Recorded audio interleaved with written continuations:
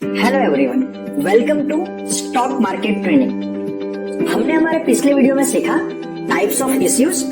Book building issue is preferred over fix price issue.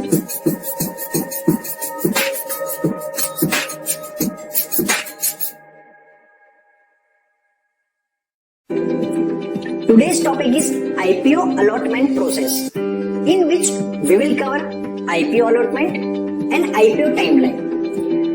IPO की allotment process रहती कैसे है? बहुत सारे लोग होते हैं जो आईपीओ में अप्लाई करते हैं, बट अगर आपने अप्लाई किया है तो शेयर आपको मिलेगा या नहीं मिलेगा ये डिसाइड कैसे होता है? और अगर तो आपको आईपीओ के अंदर शेयर चाहिए ही चाहिए तो आपको कौन से वे में उसके लिए अप्लाई करना चाहिए? आईपीओ में अप्लाई करने से आप बहुत अच्छी तरीके से, अगर तो आप एक अच्छी कंपनी में इन्वेस्ट करते हो जिसकी डिमांड बढ़ सकती है, तो आप काफी अच्छी तरीके से लिस्टिंग गेन अर्न कर सकते हो।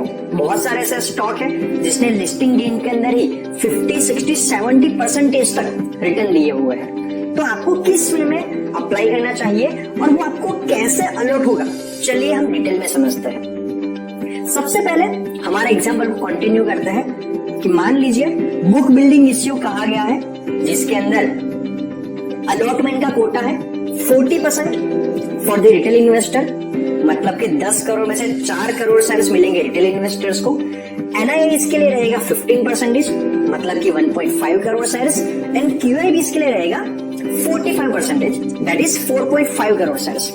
तो पहले ये समझना बहुत जरूरी है कि सब्सक्रिप्शन आएगा तो कौन से केस में शेयर्स अलॉट होंगे और कौन से केस में शेयर्स अलॉट नहीं होंगे।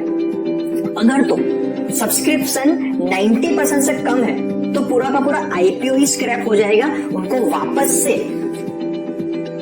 आईपीओ लाना पड़ेगा, आरएसपी फाइल करनी पड़ेगी और प्राइस को रिवाइज करना पड़ेगा। तो ये समझना बहुत जरूरी है कि प्राइसिंग अच्छे से डिसाइड करी जाए।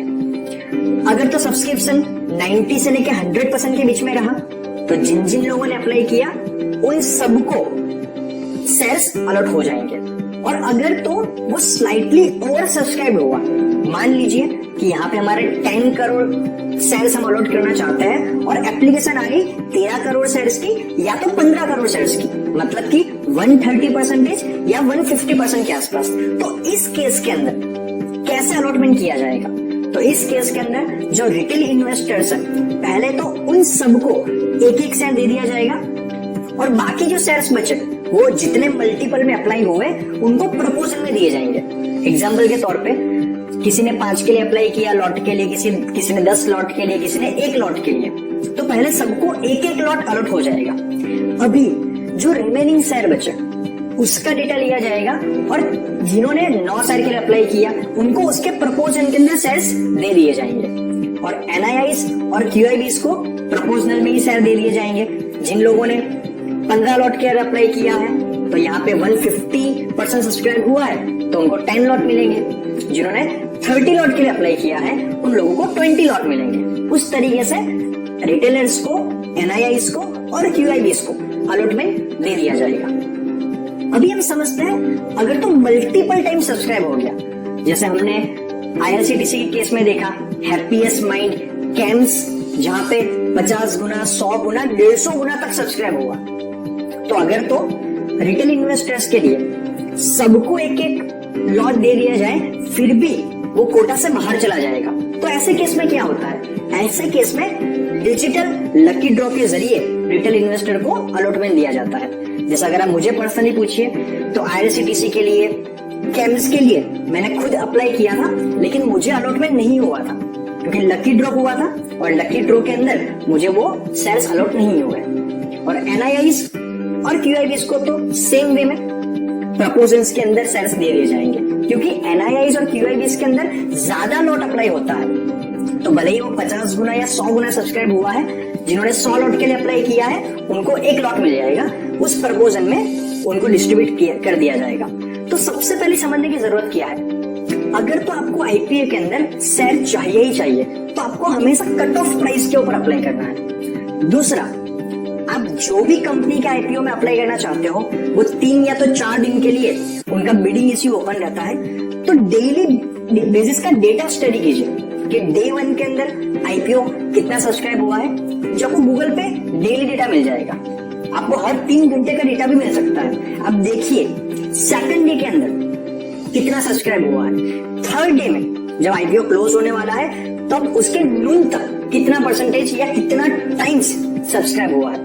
अगर तो आपको दिख रहा है कि वो मल्टीपल टाइम सब्सक्राइब हो रहा है 50-60 टाइम्स, तो आप अगर या तो एज अ रिटेलर 5 लॉट के लिए अप्लाई करो या तो 1 लॉट के लिए अप्लाई करो, आपको मैक्सिमम 1 ही लॉट मिलने के चांस है। तो इट इज इंपॉर्टेंट आप 1 लॉट के लिए अप्लाई कीजिए।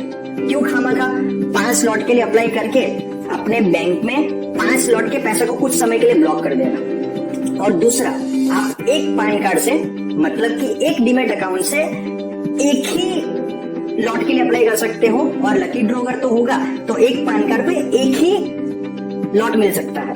तो अगर आपको वो शेयर चाहिए ही चाहिए तो आप अपने फैमिली मेंबर्स के जो डीमेट अकाउंट है डिफरेंट पैन कार्ड से, उनके थ्रू आप अप्लाई कर सकते हो, तो आपको मे भी शेयर मिलने के चांस बढ़ जाएंगे। तो चलिए हम ये समझते हैं कि शेयर्स की कट ऑफ प्राइस डिसाइड कैसे होती है। तो हमारे केस के अंदर बुक बिल्डिंग इश्यू के अंदर हमें 10 करोड़ शेयर्स को इश्यू करना है। इश्यू प्राइस है 225 से लेके 250। टिक साइज रखी गई है 5। आप 5 के मल्टीपल में 5 के इंक्रीमेंट के अंदर आप उसमें अप्लाई कर सकते हो। 225, 230, 235, 240, 245 एंड 250। तो चलिए हमारा केस 1 डिस्कस करते हैं कि जहां पे इस तरीके से बिडिंग हुई है 225 की प्राइस पे 4 करोड़ शेयर्स की बिडिंग हुई है, 230 के ऊपर 3.5 करोड़ की, 235 के ऊपर 3 करोड़ की, 240 के ऊपर 2.5 करोड़ की, 245 के ऊपर 5 करोड़ की और 250 के ऊपर 4 करोड़ की। तो अगर हम यहाँ पे टोटल लगाएंगे तो ये ज्यादा परसेंटेज सब्सक्राइब हो चुका है। तो पहले तो कट ऑफ प्राइस डिसाइड कैसे करी जाती है। अभी हमें ये चीज पता है हम मैक्सिमम 10 करोड़ शेयर्स को ही अलॉट कर सकते हैं। तो अगर यहाँ पे ध्यान से देखें तो अगर हम 250 कट ऑफ प्राइस रखें तो हम 4 करोड़ शेयर्स को इश्यू कर सकते हैं, क्योंकि जिस इंसान ने 240 पे अप्लाई किया है हम तो उसे 250 पे नहीं दे सकते ना।